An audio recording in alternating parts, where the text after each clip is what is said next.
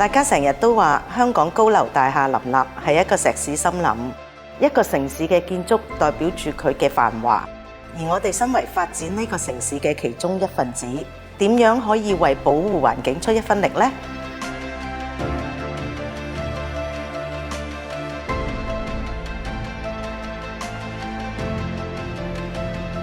金門建築已經喺香港65年，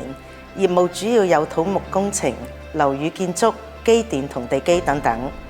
我哋有幸能夠參與到香港唔少具代表性嘅發展項目，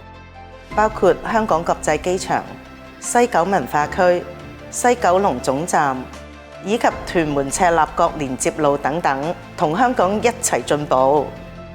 一直以嚟，我哋會盡力喺工程採用創新嘅建築技術，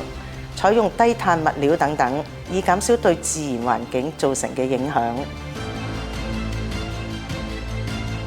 就好似我哋馬鞍山白石城市大學學生宿舍同埋東京街重建項目咁，就用咗組裝合成法 MIC 啦。呢個方法預計可以減少建築廢料、噪音同埋減少碳排放㗎。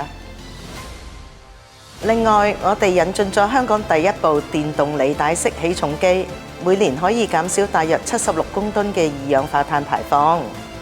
我哋亦都引進 Carbon Pure 嘅技術，將工業過程產生嘅廢氣二氧化碳注入混凝土裡面，喺保持到混凝土強度嘅前提下，減少碳足跡。作為一間重視可持續發展嘅建築企業，我哋深信投資未來，減少資源浪費，係我哋嘅企業責任。要為香港建造業減碳打好基礎，最重要係揾到合適嘅綠色金融工具。未來就係依家呢一刻去建設。多謝星展銀行一直支持我哋嘅綠色建築理念，幫助我哋構建低碳同可持續發展嘅智慧城市。一齊 live more sustainably。